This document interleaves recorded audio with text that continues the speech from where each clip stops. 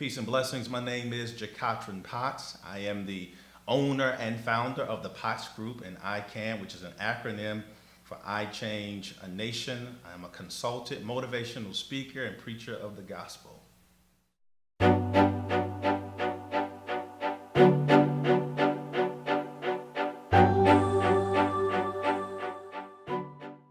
Primarily grew up in Charlotte, North Carolina. I grew up on the street called Pitts Drive, and the truth of the matter, it was the Pitts. High drug trafficking area.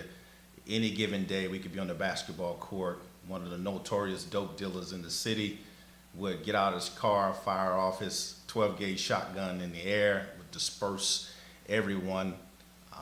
Ultimately, this drug would find its way, crack cocaine, into our home by way of my stepfather.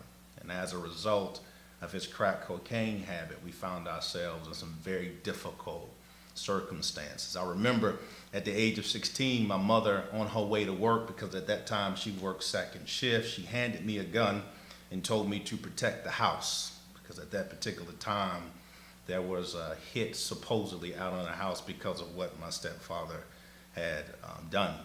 And then one day on my way to football practice, in the summer, the activity bus is going to come pick me up. And on my way out, I am encountered by some dope dealers who were looking for my stepfather at that particular time. And they were ready to really take my life, my two sisters' lives. They was wondering where he was. He stole some money in the street, hadn't seen him in 2 weeks. Ultimately, one of the men said, "These kids doesn't have anything to do with it."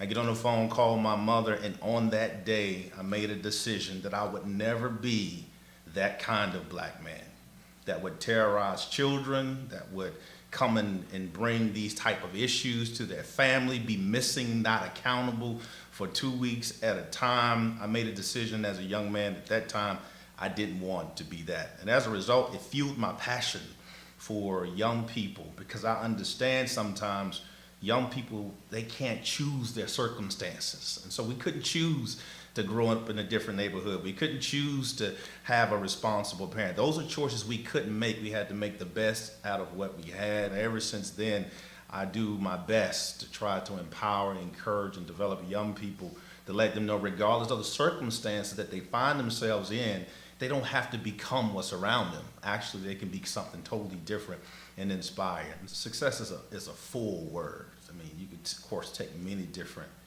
angles from it. So for me, success became not repeating the generational manhood that I saw in my family, not repeating the drug addiction, not repeating the alcohol addiction, not repeating the lack of accountability, not repeating some of those things. That for me became the success. Not only that, but also becoming a foundation that those who are coming behind me can stand upon.